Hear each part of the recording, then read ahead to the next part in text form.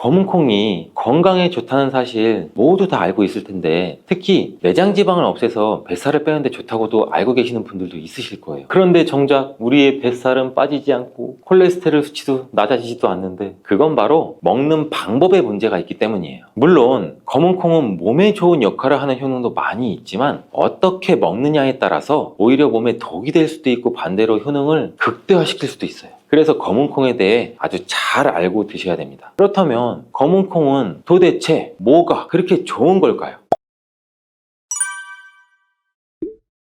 검은콩과 이것을 함께 드시면 혈관이 살아나고 내장 지방도 줄어들게 됩니다. 검은콩 드실 때 제발 이렇게 드세요. 그래야 내장 지방도 녹아내리고 치매도 예방할 수 있어요. 검은콩이 건강에 좋다는 사실 모두 다 알고 있을 텐데, 특히 내장 지방을 없애서 뱃살을 빼는데 좋다고도 알고 계시는 분들도 있으실 거예요. 또한 검은콩은 혈관에 쌓이는 콜레스테롤 수치도 낮춰주는 효과가 있다고 하는데, 그래서 볶아서도 먹고 밥에 넣어서도 많이 드시지 않아요? 그런데 정작 우리의 뱃살은 빠지지 않고 콜레스테롤 수치도 낮아지지도 않는데, 그건 바로 먹는 방법에 문제가 있기 때문이에요. 물론 검은콩은 몸에 좋은 역할을 하는 효능도 많이 있지만, 어떻게 먹느냐에 따라서 오히려 몸에 독이 될 수도 있고 반대로 효능을 극대화시킬 수도 있어요. 그래서 검은콩에 대해 아주 잘 알고 드셔야 됩니다. 이미 잘 알고 계시는 것처럼 검은콩은 대표적인 블랙푸드예요. 물론 검은 깨와 흑미도 요새 건강식으로 굉장히 많이들 찾으시는 식품인데, 이 블랙푸드라는 게 말 그대로 껍질이 검정색이라서 블랙푸드인데, 그렇다면 검은콩은 도대체 뭐가 그렇게 좋은 걸까요?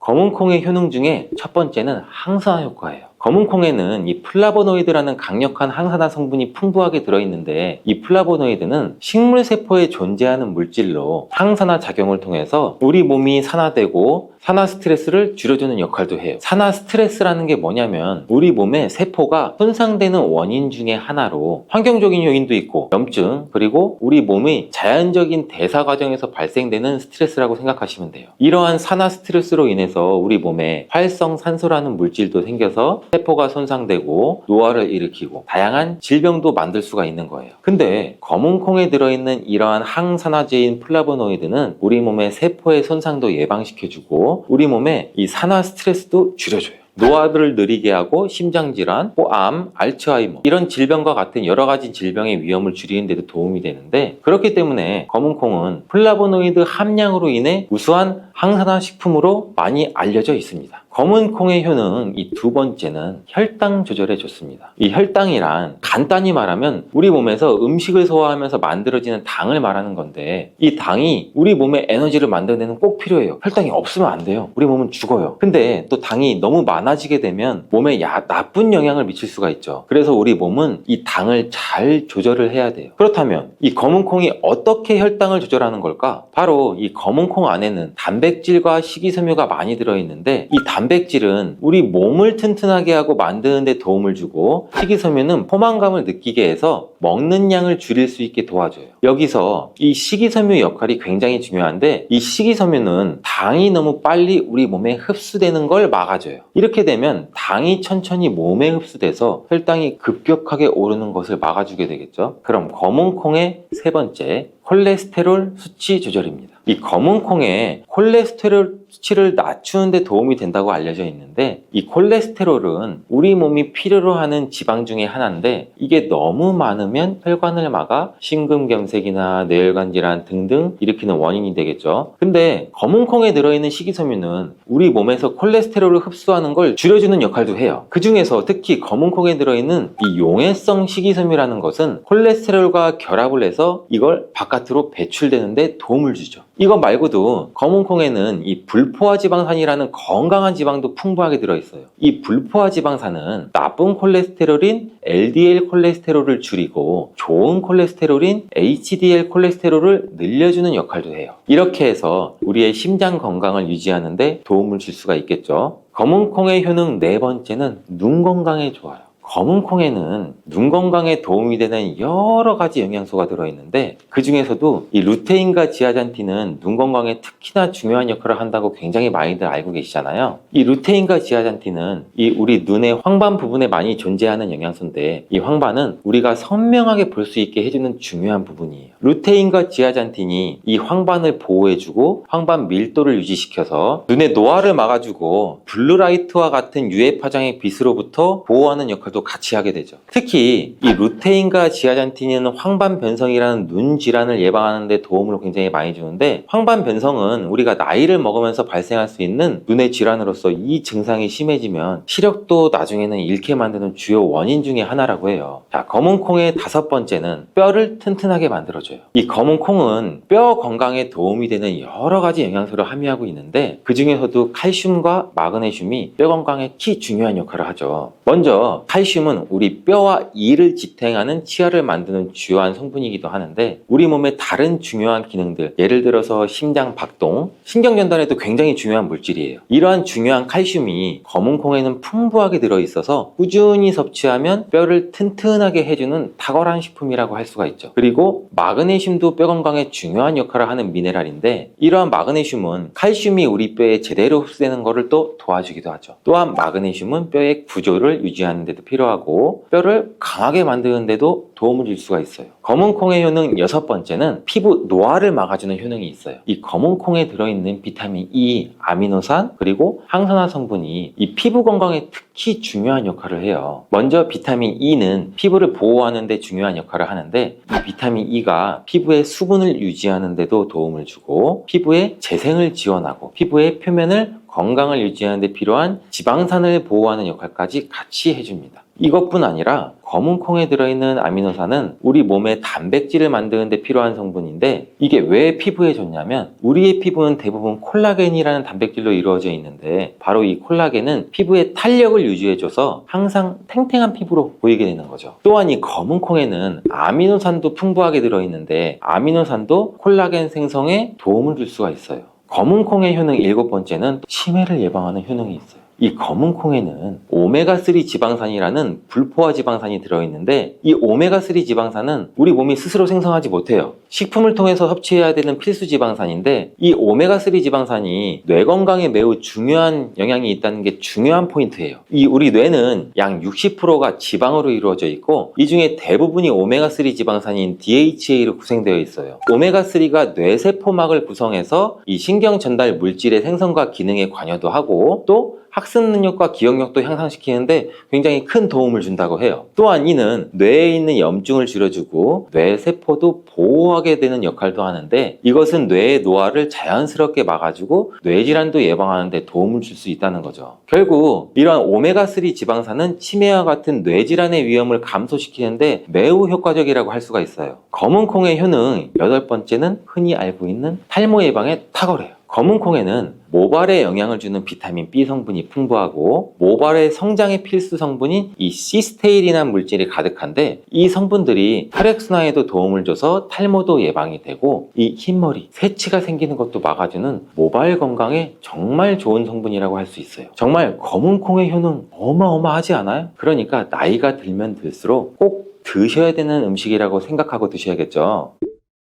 근데 이렇게 어마어마하게 몸에 좋은 검은 콩도 드실 때 주의해야 될 점이 있어요. 아무리 좋다고 해도 과다 섭취하면 안 되는 거 아시죠? 검은 콩에는 피틴산이라는 성분이 들어있는데 식물이 생장하는 과정에서 필요한 미네랄을 저장하는 역할을 해요. 이 성분이 과도하게 우리 몸에 섭취가 되면 우리 몸에서 필요한 미네랄인 칼슘, 철분 등의 흡수를 막을 수가 있어요. 또한 이 검은 콩은 단백질과 식이섬유가 풍부해서 잘 익히지 않고 먹으면 소화가 잘 되지 않을 수도 있어요. 요리하시기 전에 우리가 충분히 물에 불리고 완전히 익혀 드시면 되는데 하루 섭취 권장량은 약 50g 정도로 종이컵 1컵 정도의 양이면 충분하다고 할 수가 있어요. 밥하실 때 특히 서리태 같은 검은 콩 많이 넣잖아요. 오늘부터는 충분히 물에 불리시고 무조건 많이 넣는다고 좋은 건 아니니까 적당량을 잘 넣어서 드시면 좋겠어요.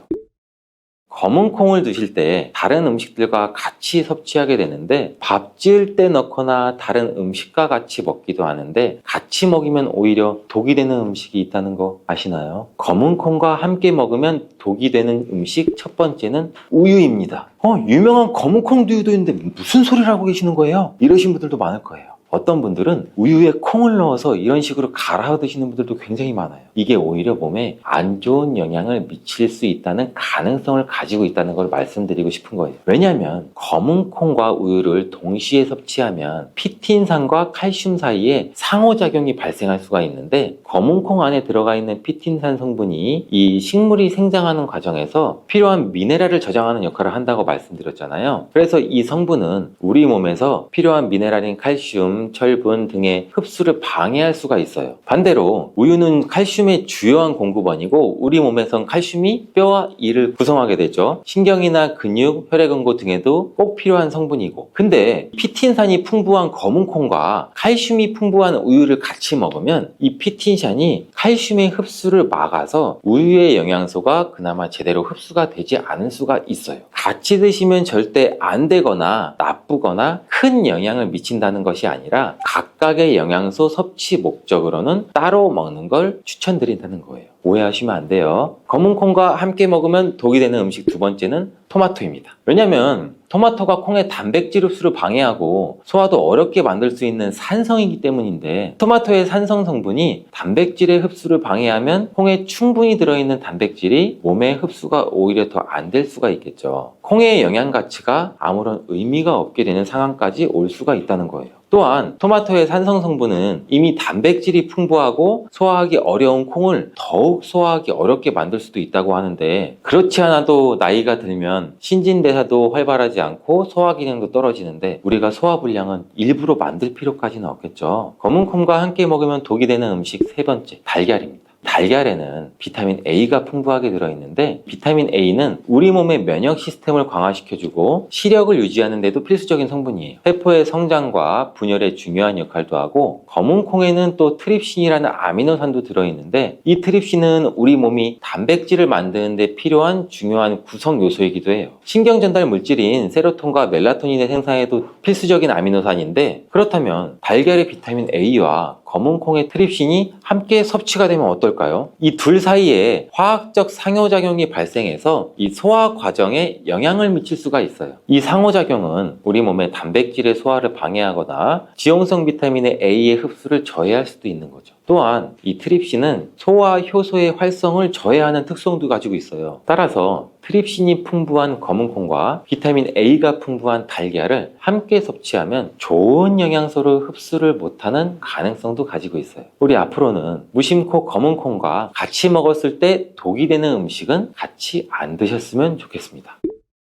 그렇다면 같이 먹을 때 궁합이 정말 잘 맞는 음식도 있지 않을까요? 정말 찰떡궁합인 음식들도 있어요. 검은 콩과 궁합이 정말 잘 맞는 음식 첫 번째는 흰 쌀밥이에요. 이미 다들 밥에 검은 콩을 넣어서 드시잖아요. 밥하고 검은 콩은 그만큼 궁합이 굉장히 잘 맞는다고 알고 계신 거죠. 검은 콩에 들어있는 이 식이섬유는 소화 과정에서 천천히 분해되고 흡수돼서 장기간 동안 포만감을 유지시키는 데 도움이 되는데, 이 밥과 함께 섭취하면 이런 효과가 더욱 증가하게 돼서 우리 다이어트에도 굉장히 효과적이라고 해요. 또한 검은 콩에는 이 저항성 전분이라는 성분이 들어있는데, 이 성분은 혈당 수치의 급격한 상승을 막아주기도 해요. 흰 쌀밥에는 탄수화물이 많아서 흰 쌀밥을 많이 드시면 우리 몸의 혈당 수치가 급격히 상승을 할 수가 있어요. 근데 검은 콩과 함께 섭취를 하면은 혈당 수치를 완화하는 데 도움이 되는 거죠. 이처럼 검은 콩과 흰 쌀밥을 같이 먹으면 충분한 영양소 섭취, 포만감, 혈당 조절, 이렇게 일석삼조의 효과를 누릴 수가 있으니 정말 찰떡궁합인 거예요. 검은 콩과 궁합이 잘 맞는 두 번째 음식은 당근이에요. 당근에는 비타민, 미네랄, 식이섬유 다양한 영양소를 함유하고 있는데, 특히 또 루테인이 풍부해요. 이 당근은 항산화 효과, 눈 건강을 유지하기에 굉장히 좋은 재료인데, 이 검은 콩과 루테인이 풍부한 당근을 함께 섭취하면 콩의 단백질이 당근의 영양소를 흡수를 돕는 동시에 당근의 루테인이 콩의 영양소 흡수도 마찬가지로 도와요. 서로 소화가 잘 되게, 영양소 흡수가 잘 되게 도와주는 음식인 거죠. 이 당근 말고도 시금치와 같은 채소도 같은 역할을 하니 식사하실 때 당근이 들어간 음식이나 시금치 나물 같은 음식들을 같이 드시면 효과가 정말 좋을 거라고 생각돼요. 검은 콩과 궁합이 정말 잘 맞는 음식 세 번째는 닭고기예요. 검은 콩은 식물성 단백질의 좋은 원천이라고 알고 계실 거예요. 근데 식물성 단백질은 동물성 단백질에 비해 이 필수 아미노산 비율이 적어요. 이 필수 아미노산은 우리 몸이 스스로 생산할 수 없는 아미노산의 일종이고 반드시 음식을 통해 섭취해야 되는 성분이에요. 닭고기는 동물성 단백질의 좋은 원천이고 모든 필수 아미노산을 골고루 함유가 되어 있어요. 따라서 검은 콩과 닭고기를 함께 섭취하면 두 가지 종류의 단백질이 서로를 보완하게 되는데, 이렇게 함께 섭취하면 검은 콩에는 얻을 수 없는 이 필수 아미노산을 닭고기에서 오히려 보충할 수가 있겠죠. 반대로 동물성 단백질을 섭취할 때보다 식물성 단백질의 섭취 비율을 늘려주는 건 우리 심혈관 건강에도 정말 좋은 효과를 볼 수가 있습니다. 두부를 드실 때 주의할 점은 시금치와 함께 드시면 안 된다는 거예요. 이 시금치는 철분이 풍부하게 함유되어 있는 음식이죠. 빈혈 예방에도 효과적인 것으로 알려져 있는데 비타민 A나 루테인, 지아잔틴 등등의 영양소가 풍부해서 눈 건강에도 효능이 있고 마그네슘, 비타민 K 또 풍부해서 굉장히 다양한 영양소가 함유되어 있는 것으로 알려져 있어요. 그러나 문제는 시금치에 함유된 옥살산 성분이에요. 이 옥살산 성분이 두부의 칼슘과 결합하게 되면 수산칼슘이라는 성분이 만들어지는데, 이 성분이 결정을 이뤄서 신장이나 요로에 쌓여서 결석이 될 가능성도 갖고 있어요. 이 신장 결석, 요로 결석이 되면 극심한 통증을 유발할 수가 있다는 건데, 이 시금치를 드실 때 두부와 같이 많은 음식은 피하시고 별도로 섭취하는 게 오히려 좋겠습니다. 단백질 폭탄으로 알려진 두부는 건강식으로 많이 드시는 대표적인 식재료죠. 근데 두부를 잘못 드시면 오히려 건강을 해칠 수 있다는 사실 알고 계세요? 두부를 먹을 때 독이 되는 최악의 경우, 그리고 두부를 어떻게 먹어야 몸에 보약이 될 수 있는지에 대해서 알려드릴게요.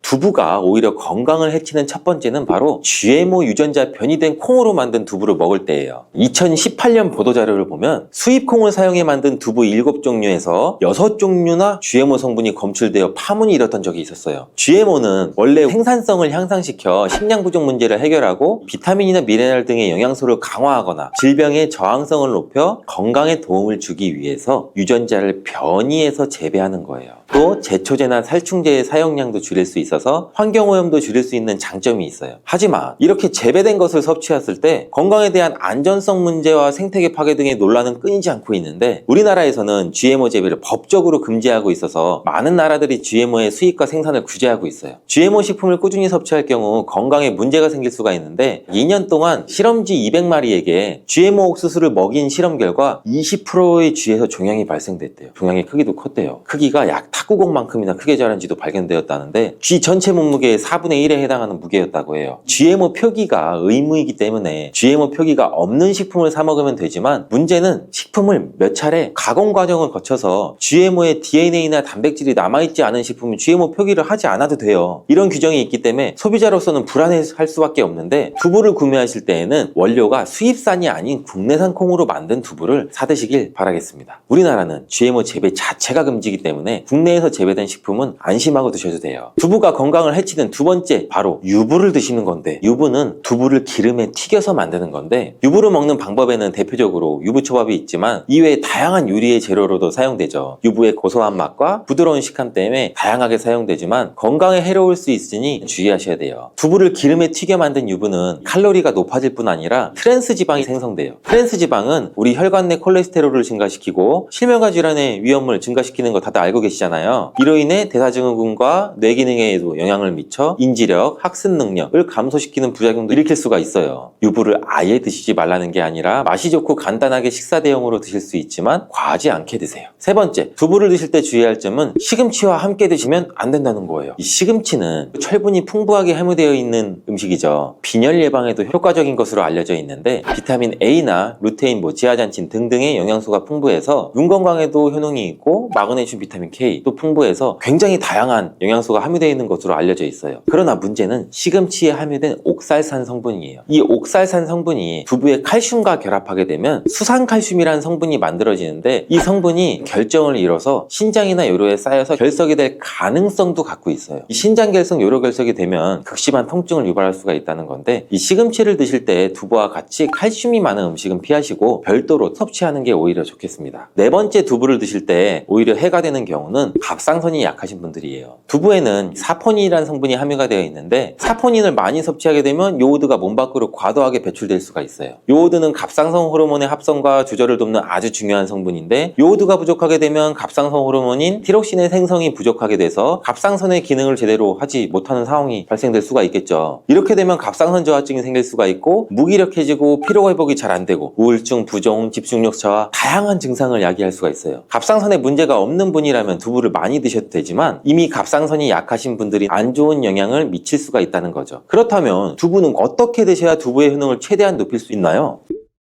두부는 기본적으로 단백질이 풍부한데, 이뿐 아니라 리놀렌산, 레시틴, 피토스테롤 등등의 성분이 풍부하고, 몸 안의 콜레스테롤 수치를 낮춰주고 혈액순환도 원활하게 해서 동맥경화나 심근경색, 뇌출혈 등등 심혈관 질환을 예방할 수 있어요. 또한 두부는 이 체력과 근력을 유지하는 데도 큰 도움을 주는데, 바로 두부에 들어있는 풍부한 단백질 때문이죠. 근육은 매일 일정량이 새로운 근육으로 대체돼서 생성이 돼요. 그렇기 때문에 매일매일 단백질을 공급해줘야 되는데, 우리 몸에 단백질을 공급해주기 위해 정말 유용한 음식이 두부죠. 또 이 두부 안에는 콜린이라는 성분이 풍부한데, 콜린은 이 알츠하이머성 치매를 예방하는 데도 탁월한 효능도 발휘하게 되고, 탈모 예방에도 도움이 돼요. 머리카락의 원료인 단백질을 보충하는 데도 도움이 될 뿐 아니라, 이 이소플라본 성분이 풍부해서 남성 호르몬도 조절해주는 역할도 같이 갖고 있어요. 그래서 호르몬성 탈모 예방에도 도움을 줄 수가 있는 거죠. 또한 두부는 건강하게 장수하는 데에도 도움이 되는데, 많은 과학자들의 연구 결과 건강하게 장수한 사람들의 특징이 식물성 단백질을 꾸준히 섭취했다는 사실을 발견했고,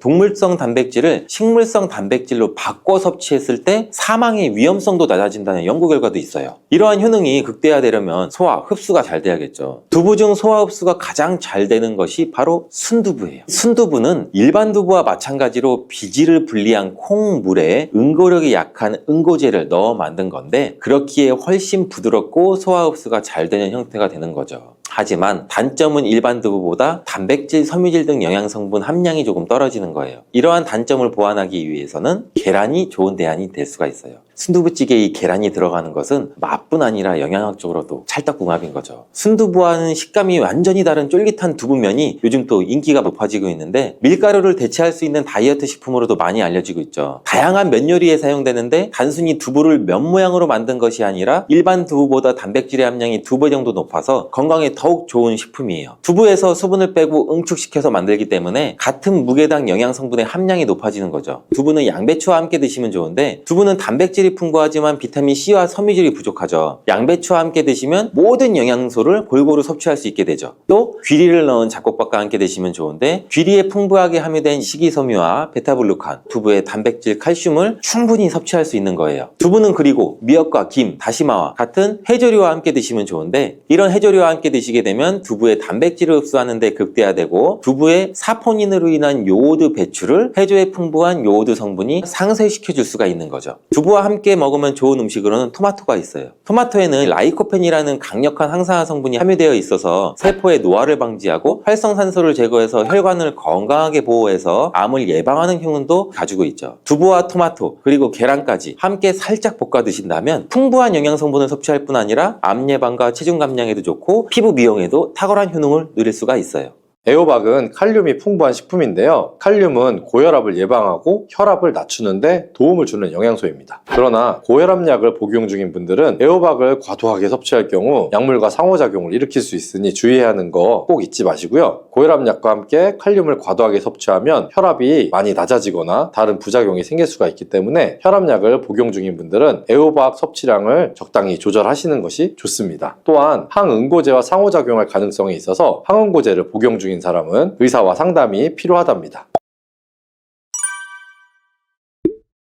길쭉하고 동글동글한 애호박, 살짝 달콤하면서도 고소한 맛이 일품인데요. 국에도 넣고 볶음으로도 또 나물로도 먹고 한국인의 밥상에서 빠지면 섭한 우리나라 사람들이 사랑하는 채소인 애호박이죠. 애호박은 부드럽고 소화가 잘 되는 식품으로 다양한 방식으로 요리에 활용이 되고 있습니다. 저는 특히 명절에 부쳐 먹는 애호박전을 제일 좋아하는데요. 맛있는 애호박, 특히 노년층과 중년층에게 매우 유익한 식품이고 많은 건강 이점을 가지고 있는 채소라는 거 알고 계셨나요? 모르셨다면 주목해 주시기 바랍니다. 애호박의 모든 것 바로 알려드릴게요.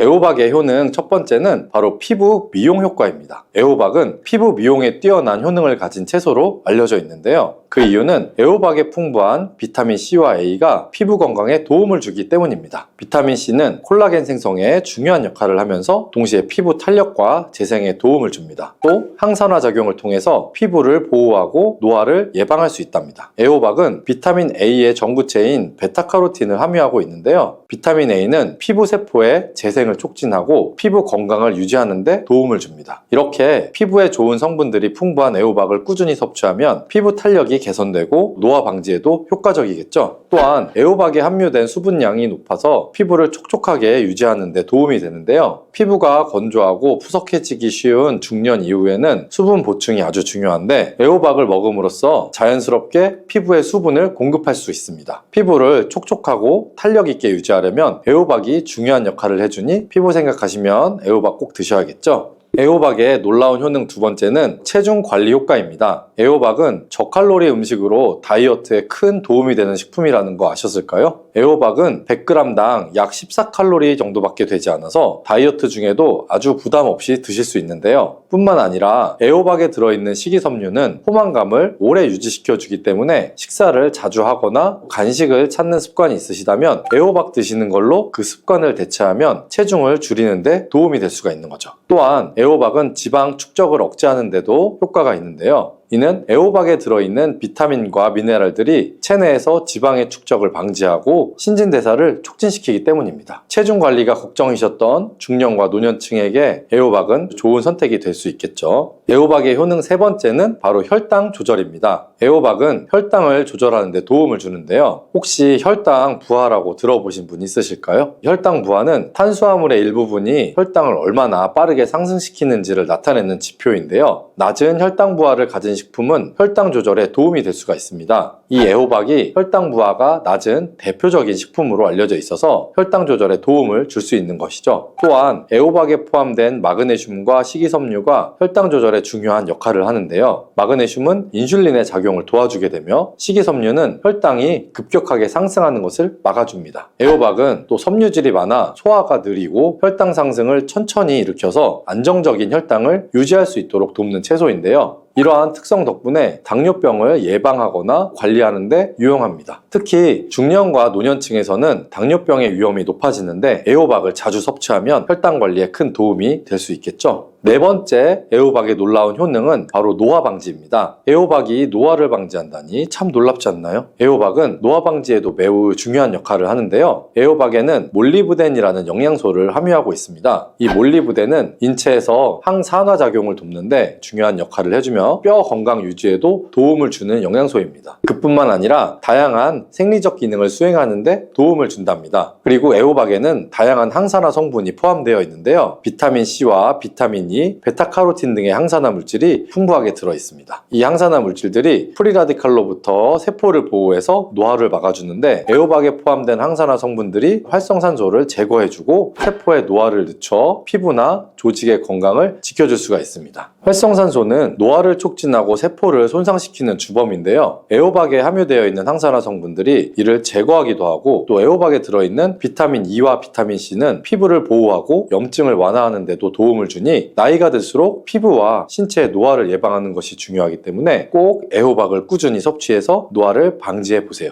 애호박의 효능 다섯 번째는 해독작용입니다. 애호박이 해독작용까지 한다니 모르셨을 분들 많을 텐데요. 왜 애호박이 해독에 좋은 채소인지 알려드릴게요. 애호박은 체내 해독작용을 촉진하는 데 도움이 되는 채소인데요. 애호박에 함유된 칼륨과 식이섬유는 체내에 불필요한 물질을 배출하는 데 도움을 줍니다. 특히 칼륨은 체내에 나트륨을 배출하는 역할을 하여 부종을 줄이고 신체의 균형을 맞추는 데에도 도움을 주죠. 위에서 얘기해드렸던 애호박에 들어있는 몰리브덴이라는 성분은 호박 종류인 단호박, 늙은 호박, 애호박 중에서 애호박에 가장 풍부하게 함유되어 있는데요. 이 성분은 노화 방지뿐만 아니라 죽은 세포를 배출하고 염증을 억제하며 독성 반응을 억제하는 데도 도움을 주는 성분입니다. 또 애호박에 포함된 다양한 비타민과 미네랄들은 간 기능을 돕고 몸속의 독소를 제거해 주는데 중요한 역할을 합니다. 중년 이후에는 몸에서 노폐물과 독소가 쌓이기가 쉬운데 애호박을 섭취함으로써 해독작용을 촉진하고 몸을 건강하게 건강하게 유지하는데 큰 도움을 줄 수가 있는 거죠. 애호박을 꾸준히 섭취하면 신진대사를 활성화시키고 체내에 불필요한 물질들을 배출하는 데 도움이 될 수 있으니 몸속에 해독을 원하시는 분들은 이제부터라도 꼭 애호박 챙겨 드셔야겠죠. 한 가지 주의할 점은 몰리브덴이라는 성분은 열에 약하기 때문에 애호박을 드실 때는 빠른 시간에 살짝 볶아서 드시는 것이 좋습니다. 잊지 마시고요. 애호박은 건강에 좋은 효능이 많지만 다른 음식과 함께 섭취할 때 영양이 배가 되고 효능의 궁합이 더욱 좋을 수가 있는데요. 어떤 음식들이 애호박과 영양 성분의 궁합이 좋은지 바로 알려드릴게요. 첫 번째는 바로 애호박과 돼지고기입니다. 애호박과 돼지고기는 궁합이 아주 좋은 음식이라는 거 아셨을까요? 돼지고기에는 단백질과 다양한 영양소가 풍부한데요. 애호박은 돼지고기의 기름진 성분을 중화시켜주고 소화가 잘 되게 도와줍니다. 특히 돼지고기와 애호박을 함께 먹으면 소화불량을 예방하고 돼지고기의 기름기와 애호박의 수분이 잘 어우러져서 맛이 훨씬 부드럽고 맛있어지는데요. 애호박에 포함된 비타민C와 A는 돼지고기에서 발견되는 비타민 B군과 함께 작용하여 서로 상호작용을 하며 영양소의 흡수율을 높여줍니다. 돼지고기의 단백질과 애호박의 비타민이 서로 보완적인 역할을 하므로 이 두 가지는 찰떡궁합이라고 할 수 있죠. 조리 또한 볶음이나 찌개에 함께 넣고 요리하면 영양도 챙기고 아주 맛있게 드실 수 있답니다. 한상의 짝꿍 그 두 번째는 바로 애호박과 참치입니다. 애호박과 참치는 함께 먹으면 더욱 좋은 음식인데요. 참치는 고단백, 저지방 식품으로서 애호박과 함께 섭취하면 건강한 식사를 완성할 수가 있습니다. 특히 애호박은 참치의 고소한 맛과 잘 어울리며 함께 요리했을 때 상큼하고 담백한 맛이 나죠. 참치의 풍부한 오메가3 지방산은 심혈관 건강에 좋고 애호박은 체내 염증을 줄여주고 항산화 효과가 뛰어나서 서로 보완적인 효능을 제공합니다. 또한 애호박에 포함된 식이섬유가 참치의 지방을 배출하는 데 도움을 줄 수가 있어서 다이어트를 원하시는 분들에게도 아주 좋답니다. 조리할 때는 애호박과 참치에 좋아하는 양념을 넣어주고 볶아주어 애호박 참치볶음을 만들어 주셔도 되는데요. 밥에 넣어 덮밥처럼 먹으면 쉽고 빠르게 건강을 챙기면서도 맛을 즐기기에도 아주 좋습니다. 애호박과 천생연분 세 번째 음식은 바로 두부입니다. 애호박과 두부가 들어간 된장찌개 좋아하시는 분들 많으시죠? 애호박과 두부의 궁합도 매우 좋은데요. 이 두 가지를 함께 섭취하면 서로 영양을 보충할 수가 있습니다. 두부는 식물성 단백질이 풍부하고 애호박은 다양한 비타민과 미네랄을 제공하기 때문에 두 가지를 함께 먹으면 균형 잡힌 식사를 할 수가 있는 거고요. 특히 두부에 포함된 칼슘과 애호박의 칼륨이 서로 잘 어우러져서 뼈 건강에도 매우 좋습니다. 두부는 지방이 적고 소화가 잘 되기 때문에 애호박과 함께 먹으면 더욱 소화가 잘 되며 위장에 부담을 덜어줄 수가 있는데요. 이 두 가지를 함께 먹으면 칼로리는 낮고 영양소는 풍부하여 다이어트에 만점이고 건강을 챙기기에도 좋은 조합이니 꼭 드셔야겠죠? 애호박은 건강에 매우 좋은 채소라는 거 이제 아셨을 거예요. 애호박은 다양한 요리에 활용할 수가 있기 때문에 구운 애호박, 찐 애호박, 국, 찌개 등 여러 가지 요리로 드시고 계신데요. 하지만 과도하게 섭취할 경우 일부 사람들에게는 부작용이 있을 수 있다는 사실도 알고 계신가요? 모든 음식들이 어떻게 먹느냐에 따라 또 누가 먹느냐에 따라 몸에 약이 될 수도 또는 독이 될 수도 있죠. 그래서 잘 알고 드셔야 하는 거고요. 애호박 섭취 시에 주의할 점들을 바로 알려드릴게요. 애호박 섭취 시 주의할 점 첫 번째는 바로 과도한 섭취로 인한 소화불량 유발입니다. 애호박은 수분 함량이 높고 섬유질이 풍부한 채소인데요. 애호박은 대체로 안전한 식품이지만 과도하게 섭취하면 소화불량이나 배탈이 날 수 있다는 거 아셨나요? 특히 애호박을 많이 먹을 경우에는 장에서 가스를 발생시키거나 배가 불편해지는 경우가 있을 수가 있는데요. 이 때문에 애호박은 적당히 섭취하시는 것이 좋습니다. 소화가 약한 분들이나 위장이 예민한 분들은 애호박을 너무 많이 먹지 않도록 주의해야 하는데요. 하루 한두 개 정도로 섭취하면 좋고 과도한 섭취는 피하는 것이 안전하겠죠? 애호박 드실 때 주의하실 것 두 번째는 약과의 상호작용입니다. 애호박은 칼륨이 풍부한 식품인데요. 칼륨은 고혈압을 예방하고 혈압을 낮추는데 도움을 주는 영양소입니다. 그러나 고혈압약을 복용 중인 분들은 애호박을 과도하게 섭취할 경우 약물과 상호작용을 일으킬 수 있으니 주의해야 하는 거 꼭 잊지 마시고요. 고혈압약과 함께 칼륨을 과도하게 섭취하면 혈압이 많이 낮아지거나 다른 부작용이 생길 수가 있기 때문에 혈압약을 복용 중인 분들은 애호박 섭취량을 적당히 조절하시는 것이 좋습니다. 또한 항응고제와 상호작용할 가능성이 있어서 항응고제를 복용 중인 사람은 의사와 상담이 필요하답니다. 혹시 식자재 마트에서 주키니 호박이라고 보신 적 있으실까요? 저는 마트에 애호박을 사러 갔다가 주키니 호박이라는 게 있길래 새로 개발한 품종인가 궁금했는데요. 인터넷에서 애호박을 구매하려고 검색해보면 주키니라는 애호박을 쉽게 볼 수 있기도 하고요. 이 둘의 차이를 아는 분이 계실까요? 그냥 색깔이 조금 짙은 서양 애호박이라고 생각하셨던 분들은 주목해주세요. 그냥 모양새만 다른 게 아니라 식감, 영양도 다르다고 하는데요. 그 둘의 차이점을 바로 알려드릴게요. 애호박은 주로 한국, 중국, 일본에서 재배가 되는데요. 우리가 자주 먹는 애호박은 보통 짙은 초록색을 띠고 있고 길이가 주키니에 비해서 약간 짧고 굵은 편입니다. 표면이 매끄럽고 조금 더 부드러운 질감을 가지고 있죠. 이 애호박은 맛이 주키니 호박에 비해서 부드럽고 달콤하며 속이 부드럽고 촉촉한 느낌이 나는데요. 특히 한국 요리에 자주 사용되며 부드럽게 잘 익혀지고 국물 요리나 찌개 등에 자주 활용이 되죠. 반면에 주키니는 주로 유럽이나 북미에서 자주 재배가 되는데요. 주키니는 주로 밝은 녹색이나 황녹색을 띠며 길이가 길고 비교적 가늘고 직선적인 형태를 가지며 표면은 약간 거칠고 다양한 종류가 있어서 일부는 황색을 띠기도 합니다. 마트에서 애호박과 주키니 호박 둘 다 있을 때 어느 걸 고르면 좋은지 궁금하실까요? 주키니와 애호박은 둘 다 영양가가 풍부하지만 주키니는 애호박에 비해 칼로리가 더 낮고 비타민C와 비타민 K의 함량이 더 높은데요. 애호박은 비타민 A와 엽산의 함량이 주키니보다 높아서 본인의 건강 상태와 필요한 영양소에 따라서 정하시면 좋고요. 그리고 영양뿐만 아니라 그 둘의 식감 또한 다른데요. 주키니는 애호박보다 약간 더 아삭하고 물기가 적은 편입니다. 그래서 주키니는 그릴에 구워서 먹거나 샐러드로 사용되는 경우가 많고요. 애호박보다 물이 많이 나오지 않아서 볶음 요리에도 자주 사용이 됩니다. 맛은 애호박보다는 조금 덜 달고 가벼운 맛이 특징이고요. 이제 둘의 차이점 확실하게 아시겠죠? 마늘에 열을 가하게 되면 마늘 색이 점점 짙어지면서 결국에는 까맣게 변하는 흑마늘이 되는데요. 그 이유는 마늘 속에 있는 당류와 단백질인 아미노산이 반응을 하여 갈색을 띠는 멜라노이드인 색소가 만들어지기 때문인데요. 이 반응을 마이야르 반응이라고 합니다. 고기를 구우면 빨간색의 고기가 점점 휘어지다가 갈색으로 변하는 반응과 같은 원리인 것이고요. 이렇게 흑마늘을 만들게 되면 생마늘보다 S알리시스테인 성분이 5배가 많아질 뿐만 아니라 새로운 항산화 물질들이 많이 만들어지게 됩니다. 또한 항암 효과가 뛰어난 폴리페놀이 생마늘에 비해서 4배 이상 많아지고 유액 분비를 촉진해주어 소화도 잘 되게 하는 효능도 있기 때문에 잊지 말고 흑마늘을 만들어서 드셔보시기 바랍니다. 마늘은 요리할 때 많이 사용하는 재료인데요. 마늘을 얇게 썰어서 기름에 튀긴 마늘 튀김은 절대 드시면 안 됩니다. 기름에 마늘을 튀기면 마늘 향도 좋고 마늘의 매운맛은 없어지고 단맛이 좋아져서 남녀노소 좋아하는 식재료가 되기는 하는데요. 뜨거운 기름에 튀긴 마늘은 우리 몸에 좋은 항산화, 항암 물질들이 파괴가 되고 몸에 안 좋은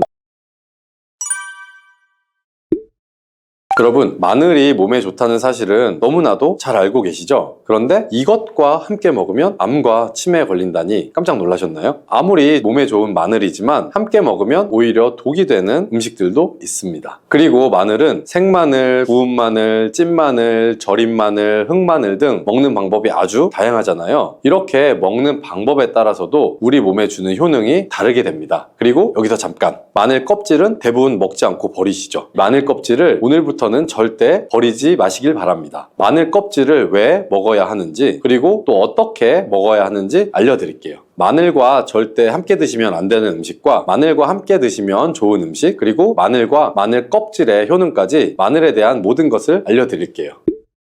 마늘은 우리나라 사람들이 좋아하는 식재료죠. 한국농촌경제연구원이 발표한 자료에 따르면 우리나라 1인당 1년 동안 마늘 소비량이 7kg 정도인데요. 놀라지 마세요. 세계 평균은 0.8kg이랍니다. 우리나라 사람들이 마늘을 많이 먹는다는 거죠. 마늘을 많이 먹는다는 건 그만큼 건강한 식단을 먹고 있을 가능성이 높다는 사실이지만 먹는 방법에 따라서 오히려 독이 될 수도 있습니다. 여기서 마늘과 함께 먹으면 절대 안 되는 음식 첫 번째는 바로 빵입니다. 마늘빵 아시죠? 마늘이 발라져 있어서 달콤 쌉싸름한 마늘 맛도 나고 향긋한 향도 좋아서 즐겨 먹게 되는데요. 마늘이 있어서 몸에도 좋은 빵이라고 착각하고 즐겨 드실 수 있죠. 마늘빵은 많이 드시면 안 됩니다. 왜냐하면 빵의 재료인 밀가루는 탄수화물이 주 성분인데요. 밀가루의 고탄수화물은 소화 과정에서 당으로 분해가 되고 혈당 지수를 급격히 올리게 되며 이때 인슐린의 분비가 과도하게 나오게 됩니다. 이런 현상이 반복되게 되면 체내 인슐린 저항성이 높아지고 췌장을 망가뜨려서 당뇨를 유발할 수가 있는 것이죠. 그리고 이 당은 몸에 흡수되면서 지방으로 변하게 되고 쉽게 살이 찌게 되어 비만을 야기할 수도 있습니다. 또한 밀가루로 빵을 만들면 글루텐이라는 단백질이 생성이 되는데 이 글루텐은 소화불량, 복통, 변비 등의 증상을 유발할 수가 있죠. 이뿐 아니라 글루텐이 몸에 들어오면 장에서 에소루핀이라는 성분이 만들어지는데 이 에소루핀은 중독성이 강해서 밀가루 중독을 일으켜 빵 같은 밀가루를 과다하게 섭취하게 만든다는 것입니다. 마늘이 아무리 좋은 성분으로 항암작용, 항염증 작용을 한다고 해도 마늘빵으로 드신다면 아무 소용이 없게 됩니다. 그럼 마늘은 어떻게 먹어야 마늘의 효능을 극대화할 수 있을까요?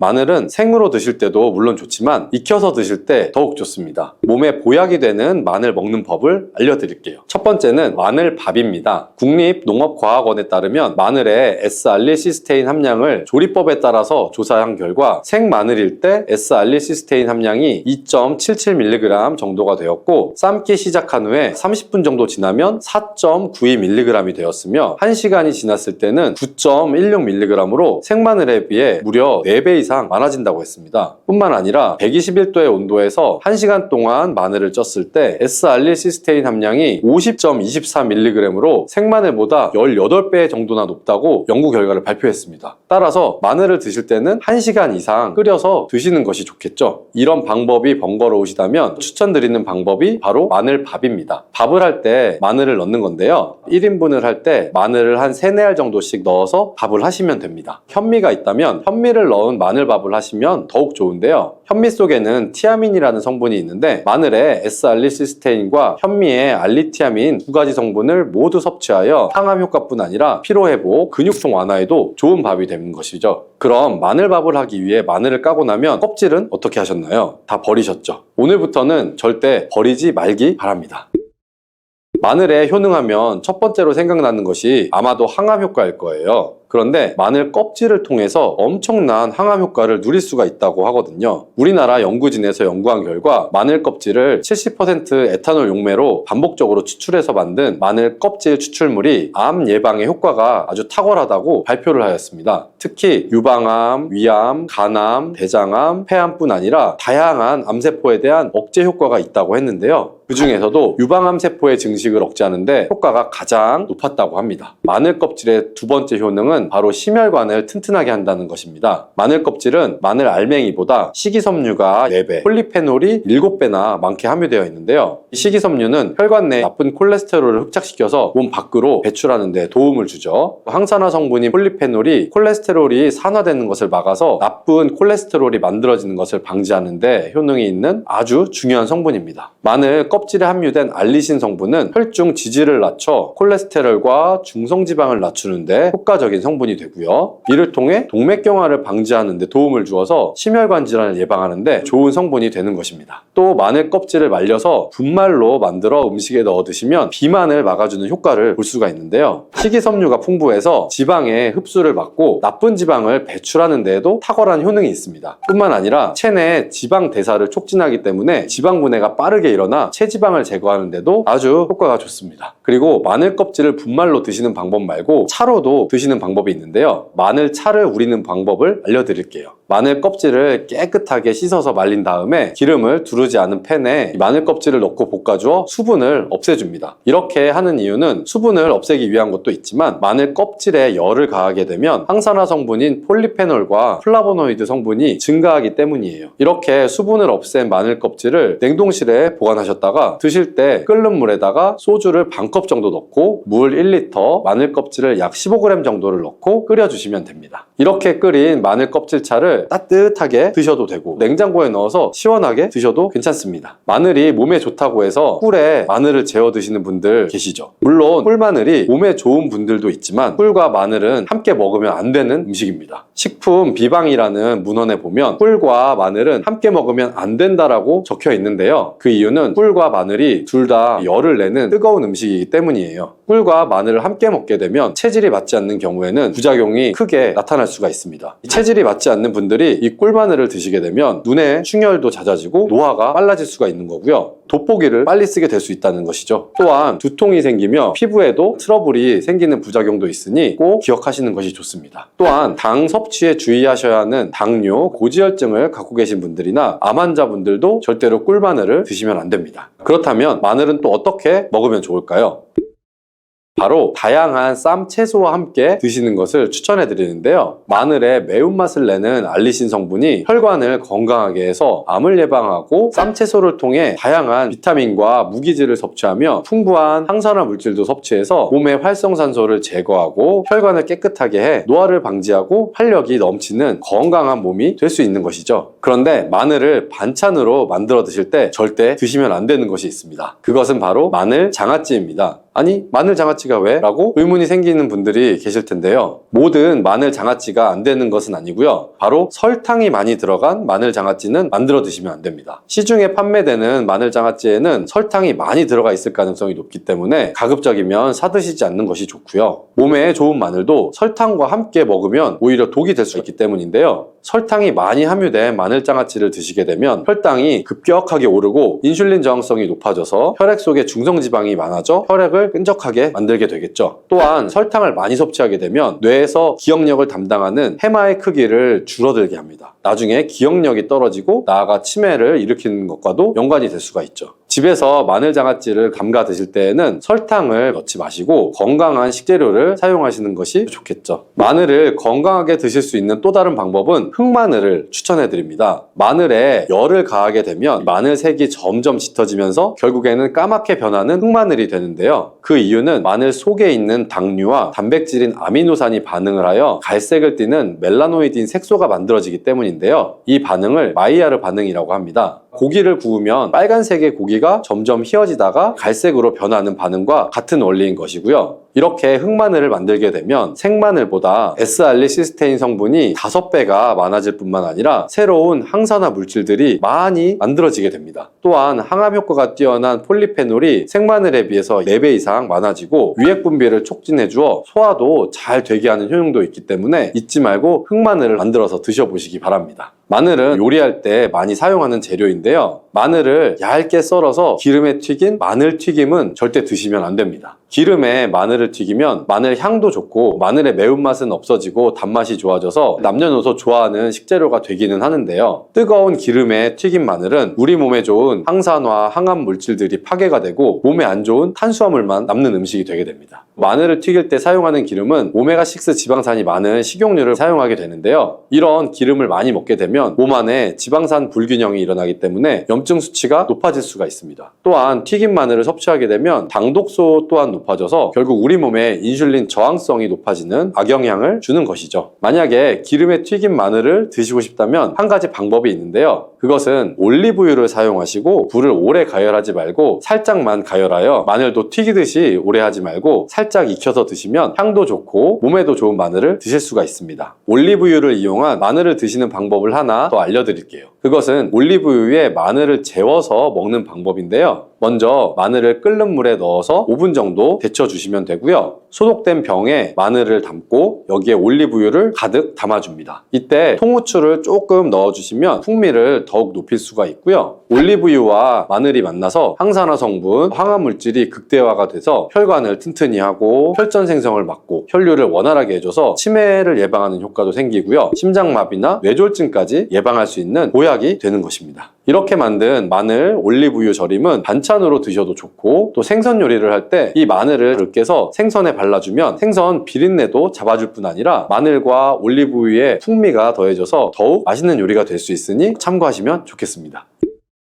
이렇게 좋은 마늘도 드실 때 주의하셔야 할 분들이 있는데요. 마늘의 효능 중에 혈전을 제거하고 혈류를 원활하게 하는 효능이 있었잖아요. 이런 효능은 혈액을 묽게 만들어주기 때문인데요. 이미 와파린이나 아스피린 같은 혈전 용해제를 복용하시는 분들이 마늘을 많이 드시게 되면 상처가 나거나 했을 때 피가 잘 멈추지 않을 수가 있기 때문에 주의하시는 것이 좋고요. 또한 평소에 위염이나 위궤양이 있어서 위가 안 좋으신 분들도 마늘의 알리신 성분이 위 점막을 자극해서 증상이 악화될 수 있기 때문에 주의하시는 것이 좋습니다. 그리고 과민성 대장 증후군이 있는 분들도 마늘을 많이 드시게 되면 복통이 일어날 수가 있기 때문에 마늘을 조금만 드시길 바랍니다.